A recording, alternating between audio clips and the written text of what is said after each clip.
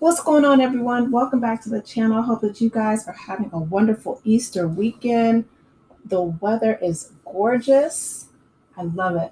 All right, let's get into this part three, the final part of the Beverly Hills Real Housewives season 14 reunion.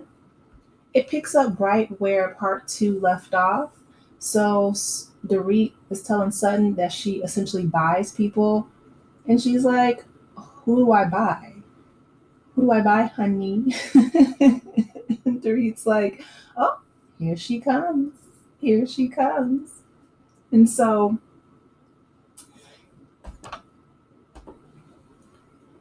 Jennifer Tilly, who is really good friends with Sutton, she jumps in and she essentially saves her friend. She's like, "Listen, I think that Sutton is really generous. I don't feel like she tries to buy anyone." And Kathy Hilton, bless her heart, she's like, "Yeah, I think she's frugal." And Erica's like, "Oh, you're calling her cheap?" And Kyle leans over and tells Sutton that Kathy thinks that she's helping, which she did. She brought some humor and some levity to the situation. So I think that that was cute.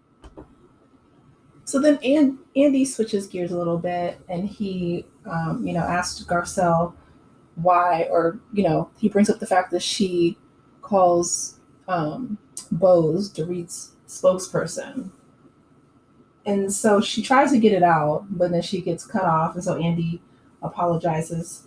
He says, it's a very like succinct point, but she said that she was having a bad morning, and she felt like she was just explaining that she essentially did feel that Bose was being the REIT spokesperson. And to be honest, I agree with Garcelle. I feel like, Bose, um, she is such a strong advocate for Dorit for whatever reason. I don't know if she felt bad for her because Dorit was, having a down time in her life, a difficult season in her life. But then, Bose mentions that Sutton essentially called her an angry black woman.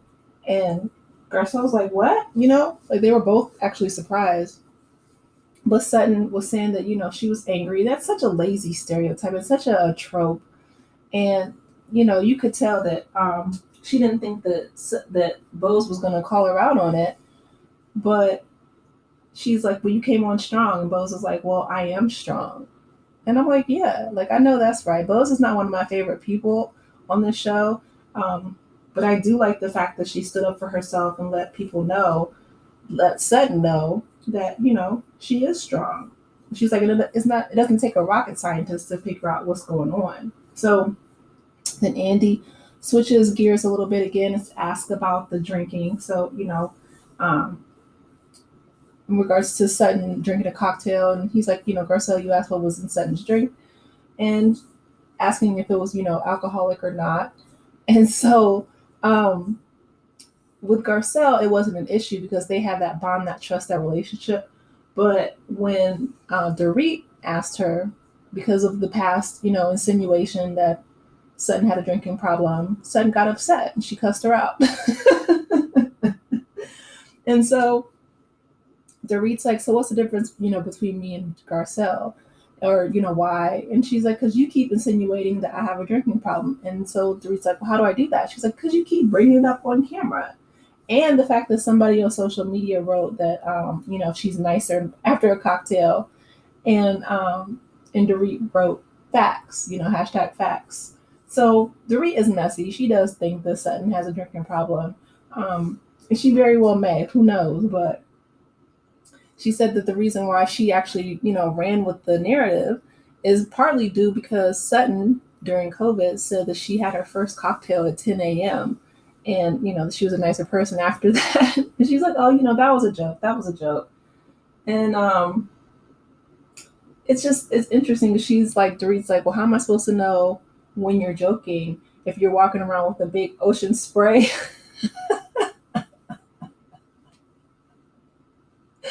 And I'm sorry, Sutton, what in the world? Like, if you're walking around with a huge, thing of ocean spray to have your own mixer or whatever, that speaks volumes.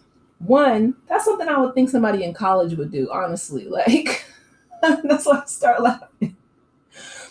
because this show, oh my goodness, like it was supposed to, exemplify wealth and the 1% in class. This chick is walking around with a bottle of ocean spray. Like, what in the Kim Zolciak with that stupid plastic red cup that she used to have all the time? I'm like, oh my goodness. So I can see how people would think that. If your behavior shows up on camera, then the REIT clocked it. So Andy's like, well, we realize it's a sensitive issue. And she's like, yeah, it is a sensitive issue. She's like, is it just for me that you can't, or this, people don't know if you're joking, or I can't bring up the drinking? And Dorit is clocked in Sutton's teeth. She's like, yeah. She said, oh, they were in St. Lucia. Sutton said that her favorite color was going to be wearing vodka. And she's like, no, I'm just joking. It's actually my favorite color is ruby red. Like the jokes, the quote unquote jokes that she makes. I don't know if, she's speaking to how she was raised, because when they were in Augusta, Miss Reba always had a nice cocktail, okay, in her hand. And she said essentially that's how her father left this world as well, drinking and the sleeping pills. And so when you have, both sides, like that genetic, that, DNA is real. And the fact that both of her parents were drinkers speaks to a high probability that it could be very easy for her to have a drinking problem or an issue with drinking if she doesn't already. But yeah, she does talk about it a lot.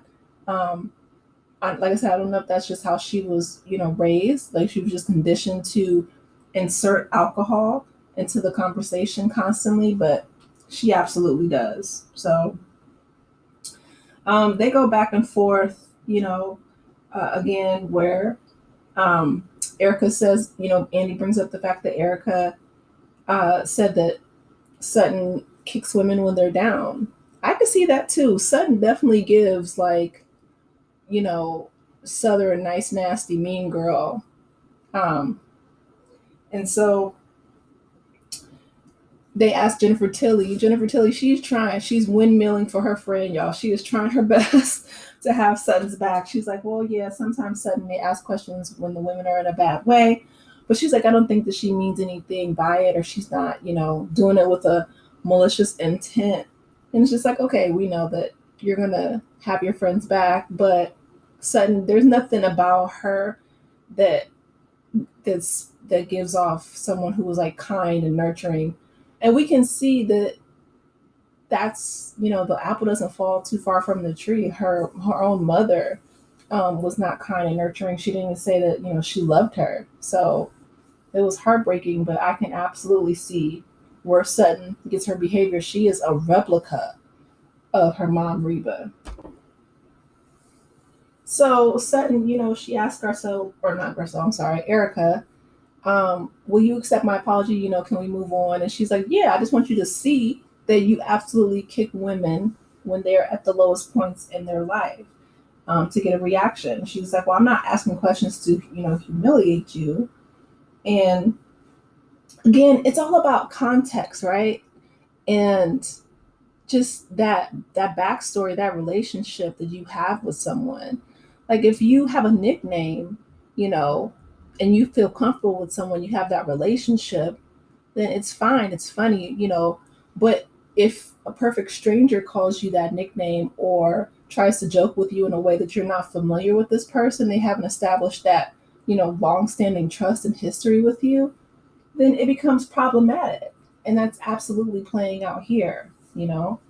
Um, so then Garcelle, she lets it be known that she doesn't want to ask anymore, or she doesn't want to answer any more questions asked of her. And basically, she's just like, I don't feel welcome. Sutton says, echoes the same. She's like, I feel like I'm not well liked.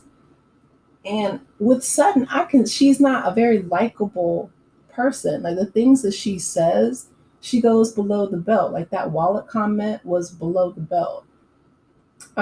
You can see that she wants to be accepted. She wants to be a part of this group, but at the same time, she is she alienates people and she self-sabotages her relationships. And Erica tells her, she's like, I enjoy seeing this sweeter, softer side of you. Um, she says that she's like, well, Sutton says that she feels like she can do better. And she tries, but she feels like she's ganged up, like they ganged up on her. Maybe I could see how she could feel like that, but she is pretty much just was negative to almost every single person with the exception of Jennifer Tilly and maybe Garcelle, although she didn't have Garcelle's back, so I feel like she left her hanging. She wasn't outright mean and negative with Garcelle, but she did leave her hanging a lot throughout the season. And so Dorit is just trying, she's like, you have to apologize. You have to see. And Sutton's like, well, what do you want me to see? And she's like, how low you go. And they're like, well, she can go lower. So shady. Oh my goodness. Like when was it Michelle Obama? She was like, Michelle Obama told us to go high when they go low, but child, after COVID, even Michelle Obama was sick of that mess. She said, when you go low, we're going to the earth's crust. Oh man. So Andy switches, um, and he asks, Garcelle about her feelings. She said she doesn't really feel like she gets any grace in this group. She stands by the things that she says, but she said even though she's taken accountability for things, that they're still not accepted. And I can understand that. I feel like Garcelle, she's Haitian. She probably comes from a family or a community that is, very personable and very warm and, kind and accepting and uplifting. And Beverly Hills, it just, to me, it doesn't seem like it doesn't give that. Like Beverly Hills, even though it's full of, glitz and glamour, it's very like cold and um, full of people that aren't community oriented, like other cultures and other, like hey, yeah, her Haitian upbringing. I feel like it clashes with Beverly Hills and the culture out there. And so she says that she didn't feel welcome, that she doesn't want to answer any more questions. And listen, I don't blame her. When you're through, when you're up, when you're finished, when a woman's fed up, Garcelle's essentially fed up. She was over it, and that's what she told him. She's like, I'm over it. And he asked her, well, like what? What are you over? Over what? She's like, I'm over all of it. And listen, I don't blame her because this season has been a lot after what they did to her son, Erica being drunk and, just disparaging her son.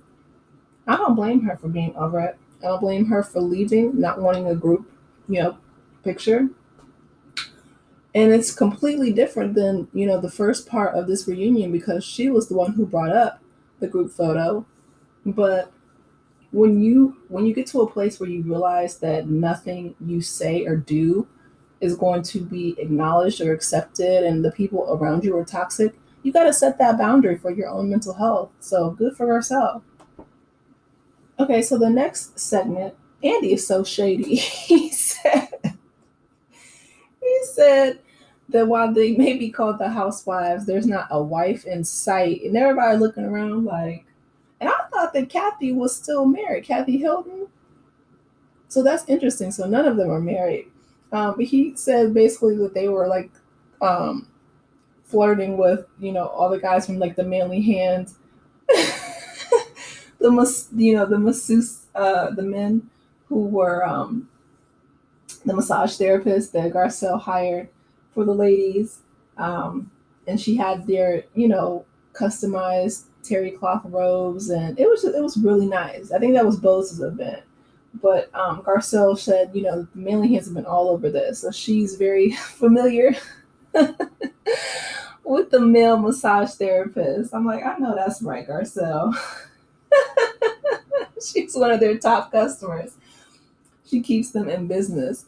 And so Kyle says that they're the horny housewives of Beverly Hills, which is hilarious.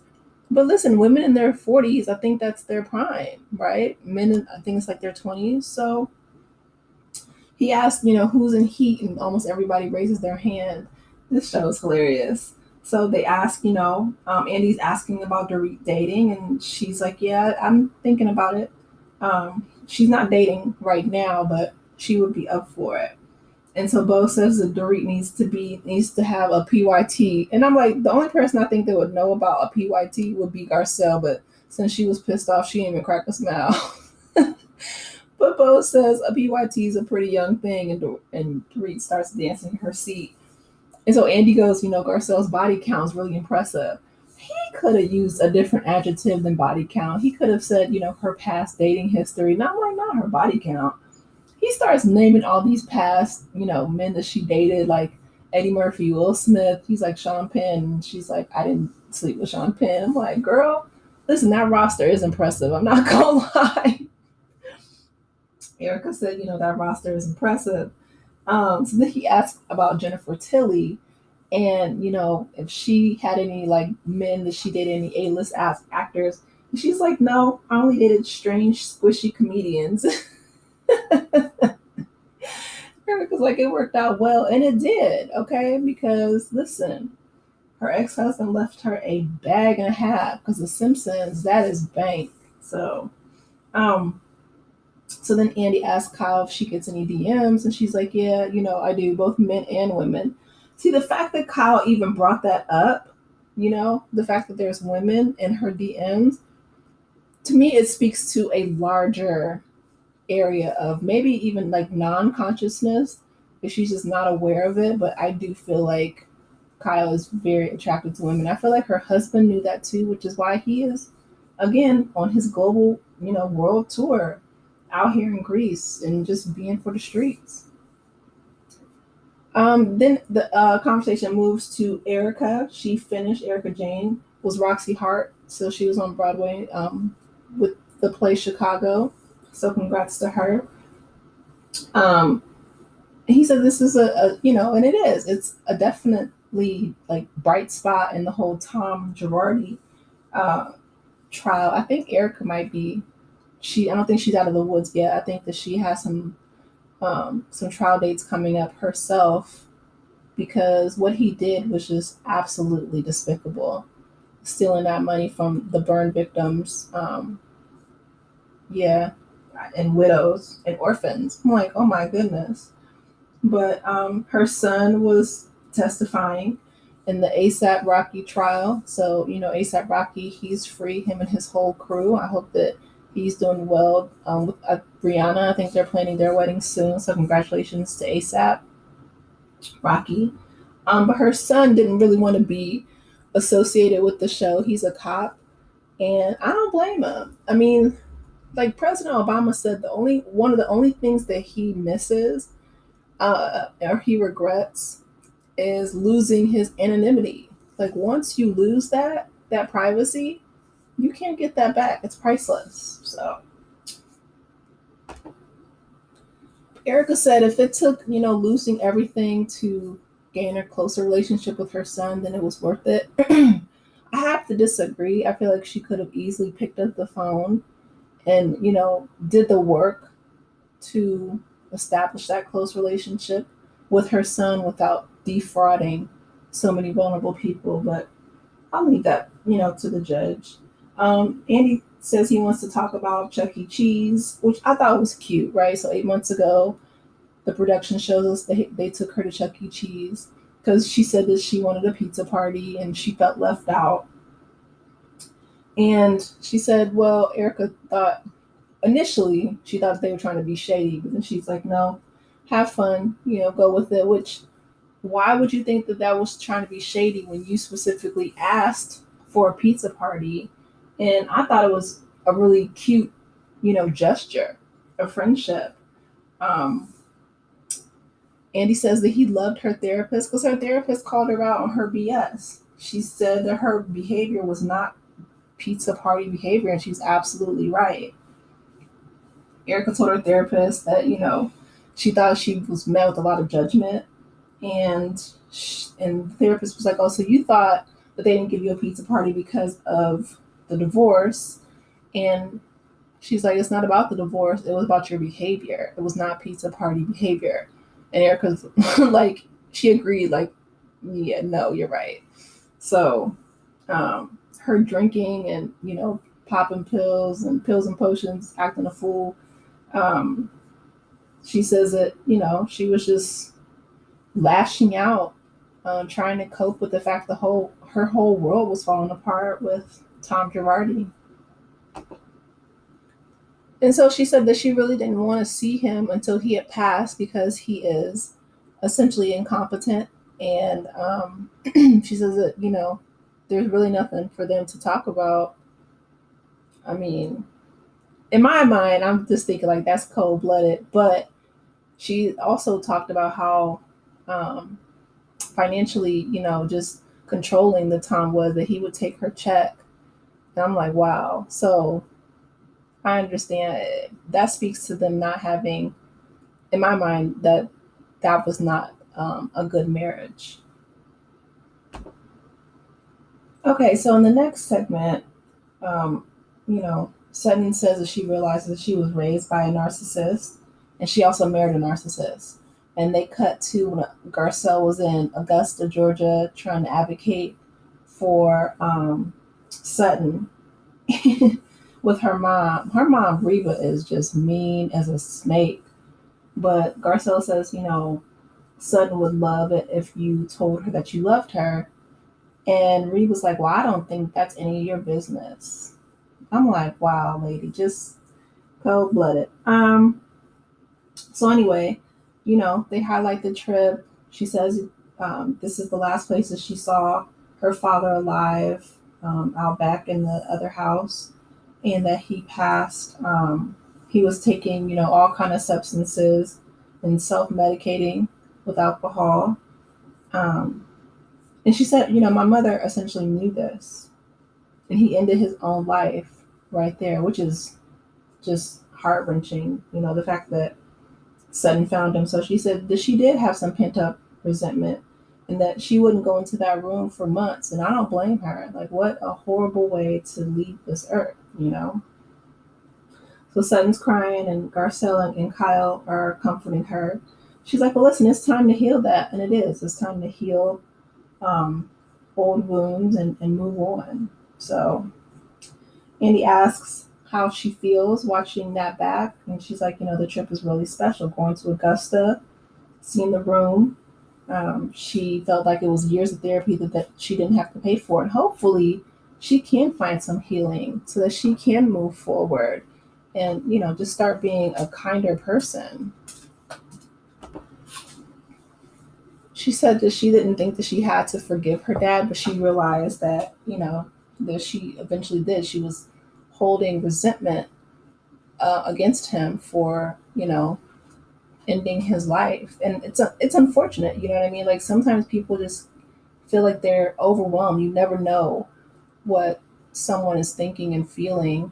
Um, but that is heart wrenching. And the fact that her mom was a therapist, like Reaper doesn't give me therapists at all, but who knows? It's not one. I'm like, hopefully she was. I don't even know. Yeah, she doesn't give me someone who is very intuitive or insightful at all. I mean, she told her daughter that saying "I love you" was trite, and Kyle and Garcelle were, listening by the stairs, and they had their mouths open, like, they gasped because yeah, it's sad. Um, and then they asked, like about the different moms. She was like, of course, one of the comments said, of course, Kyle will get along with Sutton's mom because she grew up with Big Kathy, and Kathy and Kyle let her know, like, no, our mom was loving, like she was affectionate and she was sweet, which is great. They asked Erica though, and she said, you were talking. She's like, that's my grandmother reincarnated. You were talking to a Southern strong, heavy on the steel magnolias. And Erica gives me that. She gives me the fact that like her personality, you can tell that she was raised by some Southern, it gives like Daughters of the Confederacy, to be honest. So, she was like, for Reba to say that's none of your business, she was like, I promise you, that reminded me so much of my grandmother. And I'm like, wow. Which that made me sad, but you can see that come through in Erica's personality, especially when she gets angry. I'm like, yeah, that's absolutely just transparent. So, and then Sutton comes to her mother's defense. She's like, I don't want you to think that I'm out here trying to blame my mom, but maybe she was scared, and she probably was. You know what I mean? I can't imagine that would be easy for anyone. She said, my mom has her own trauma. And Kyle, of course, backs her and says, yeah. So she supported. At least she had Kyle and Garcelle there for support. So that's really good. So Andy asked Sutton what the experience, taught her about herself, and she said that she realizes she has a lot of issues that she still needs to work out in her own brain. Which absolutely, I'm all here for self improvement, for growth. She said that she thinks forgiving her dad is really good for her, which absolutely is true. And I feel like she could stop being so hard with the women. She says, hopefully, the experience will soften her. She would like to be better and softer. And I absolutely agree with that because right now she is, definitely a chip off the old Reba block. She acts very much like her mom. So Andy thanks her for being open and sharing that part of her life. And they said, well, now your mom can say, I love you once a year at least. And she says, well, no, she said it twice now. I'm like, dang, like that is so, that is so heartbreaking. Oh my goodness. I, yeah, that's sad. And the fact that she says that, she was raised by a narcissist and then went on to marry a narcissist. And it's crazy because, those cycles repeat themselves. Um, And that is just it's so sad. Like if she didn't have that love that she needed when she was a young girl, just to grow up and marry someone who was, similar to her parents, and she still didn't get her needs met and get that love that she needed that she never even received as a young girl. That's horrific. Hopefully, she can go on to find someone, the love of her life. I know she's not going to get remarried because nobody's giving up $300,000 a month. Okay, that was one of the stipulations of her divorce settlement, that those checks would stop if she got remarried. But to find love again, I think is really important. And I'm glad that she is recognizing how hard she has been on the other women and wanting to be, softer and wanting to be better is a really important step for personal growth. And I'm here for it. Okay, so the next segment opens with them acknowledging Teddy Mellencamp.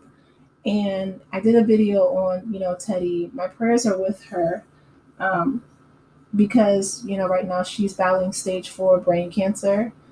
And her dad, the musician, John Mellencamp, he is already planning for her funeral. And I'm like, it would be one thing if he wasn't a multimillionaire and didn't have the resources that he did. That's what I mean when I say I think that the culture, like of Beverly Hills and the celebrity culture, is so cold. Because I'm like, that's the opposite of what a nurturing father, would do. Teddy, she has a podcast with Tamra Judge, and she was saying that her dad called her while she was in the bathtub repeatedly, by the way. Like he didn't even let this girl, have that a peaceful bath. But just to put that unnecessary burden of stress on his daughter during the last, how many days left that she has here on this earth, that is just asinine to me. I mean, I can't even imagine who would do that to their own child. Oh man. So then Andy, you know, turns the conversation to Kyle, and Kyle drops her dang on Crystal again. That's why I was laughing, not about Teddy, but she drops it again, and everybody's face is like, "Oh my goodness!" And Dorit is like, she looks like horrified. She's like, "Kyle, oh my goodness." Um, but they just, they're showing what's going on with, Kyle's home life. She calls her daughter Portia, and Portia's saying that she may go to dinner with her sisters. And Kyle's like, "Oh, well, what time? What restaurant?" And she's like, Her daughter's like, and said, like, "Listen, you were not invited," which is sad, right? Because Kyle comes from a big family, and I know she wants that. So the producer asks, "Is there any hope for her and Mo getting back together?" And she says, "I don't want to answer."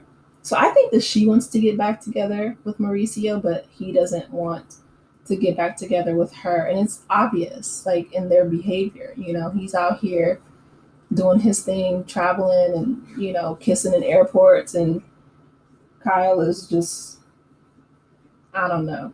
I don't know what's up with her and Morgan. She won't be honest with that either. So, um, yeah. So Mauricio, they're in the kitchen. He's like, "I would never do anything on purpose to hurt you or the kids. I'm really sorry."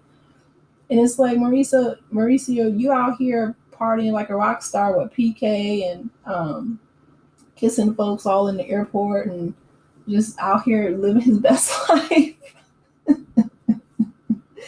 He's out here living his best life.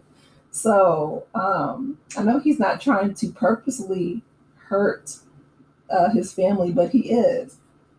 And Andy asked Kyle, "Has anybody filed for divorce yet?" And she's like, "No, it's just the same. We talk all the time." See, that's playing games with people's heart. Like, I feel like they need closure. Like, she's crying. Kyle's on the reunion crying. And she's like, "I don't know how to be honest. It's very hard for me." So Andy asks if she thinks that she's mourning her old life, and she's like, "Yes. I mean, it's sad no matter what." I feel like Mauricio probably couldn't take how close, her and Morgan were, or possibly still are. Men can't deal with stuff like that. And Kyle says that she's sad for her kids. She's sad that when she looks back at her life, that she did have a really great life. And she's like, "It's sad when you think about it. It's a loss." And it is. Divorce is absolutely a loss, especially since they were together in their 20s. She says Mauricio likes to go out and party, and she's like, I'm not like that. I'm a homebody. She's like, in your 20s, that's cool, even in your 30s. But, when you're older, and listen, I absolutely 100% agree. Like, I think I stopped, quote unquote, partying at like, I don't know, late 20s.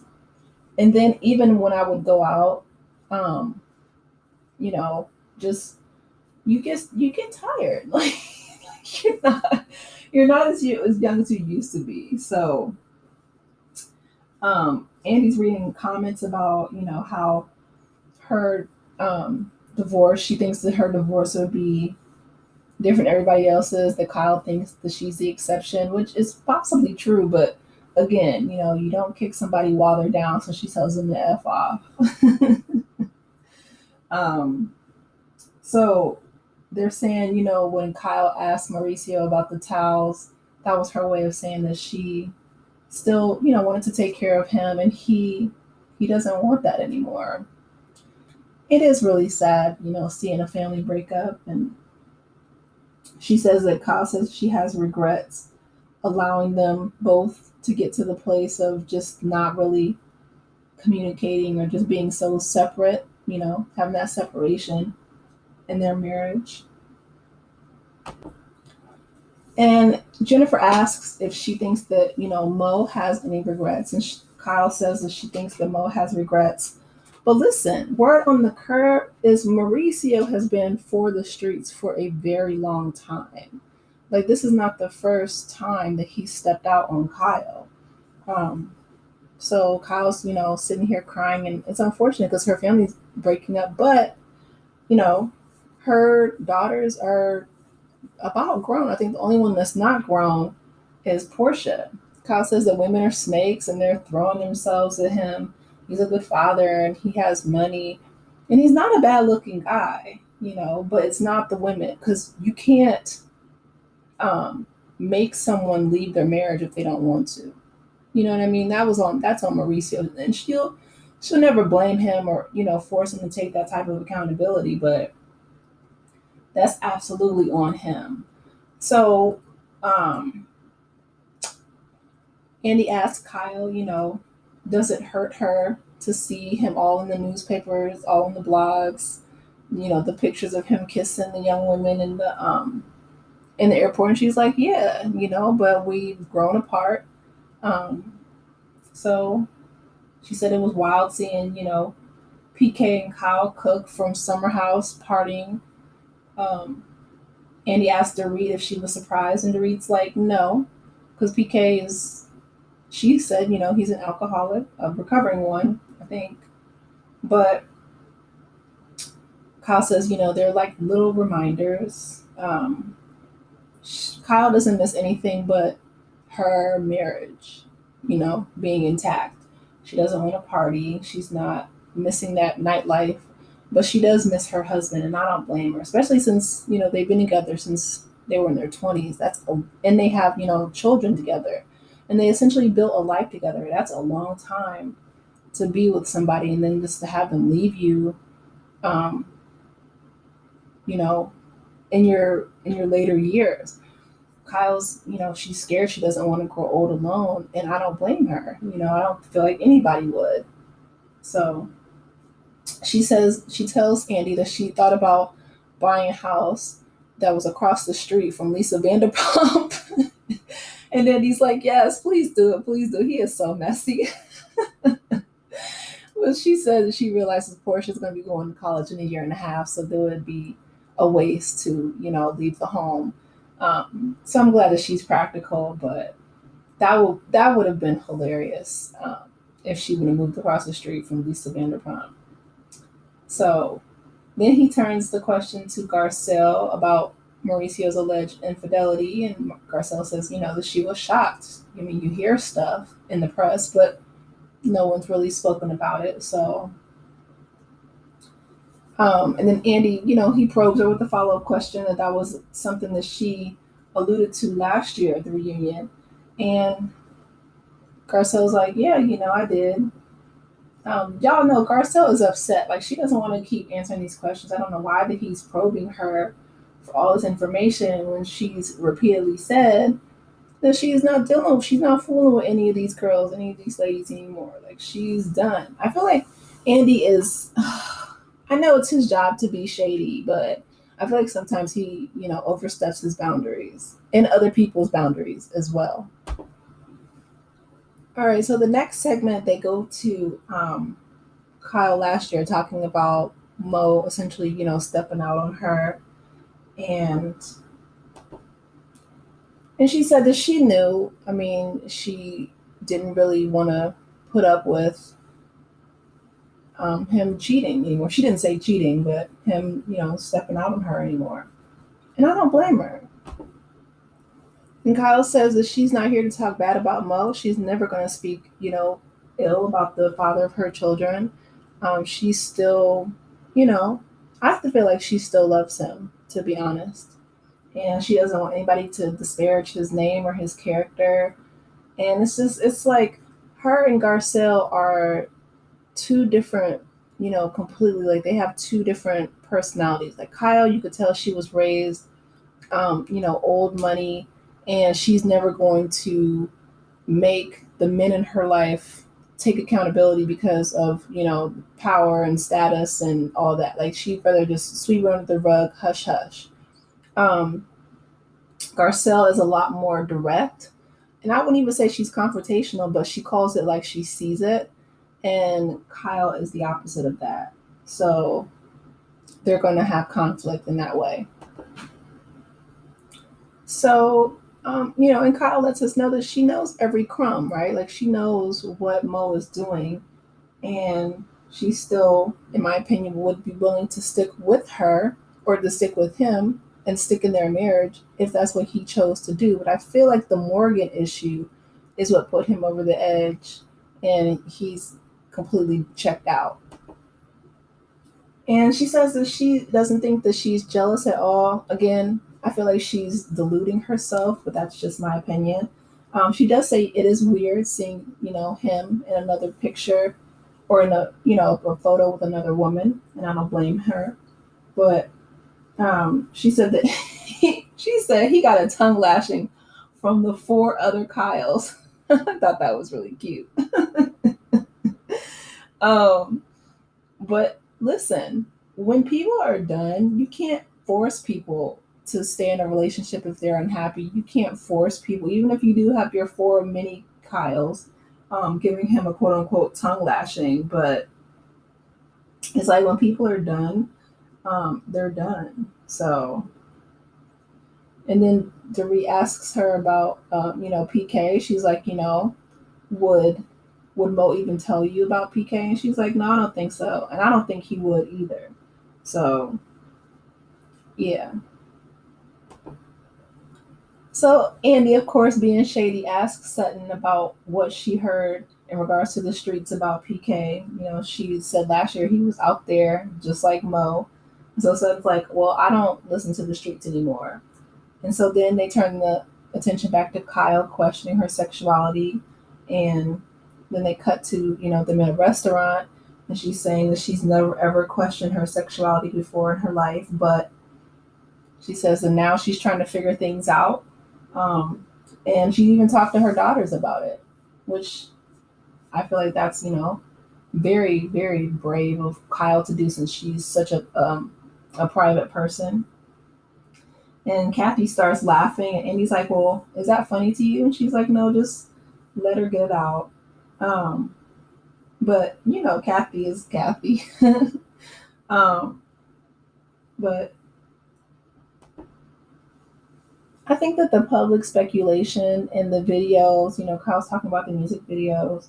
I really feel like that's what drove their marriage apart. Like that was the last straw. Although, again, if Mo was stepping out before, allegedly, but if he was, then that just speaks to him not being happy and fulfilled in that marriage. So then when Kyle did it with Morgan, allegedly, I feel like that was the straw that broke the camel's back in that marriage. And it was just, you know, I feel like Mo feels like he can't repair it because he can't trust her.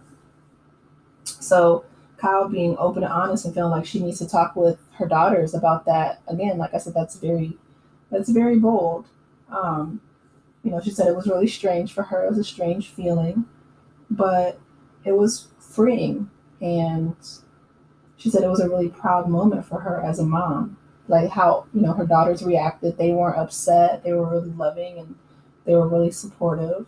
She said it was really uncomfortable for her, but that's that's a testament to how close her relationship is with her daughter. So I applaud her for that because she says she doesn't want to embarrass her daughters, um, and I don't blame him. I don't blame her. And they're like, Mom, it's 2025. Like we're not going to be embarrassed. And so then Kathy jumps in and says that she was talking to her daughters, Paris and Nikki, about being a lesbian and they're or just having gay relationships. Period. And they're like, well, who cares?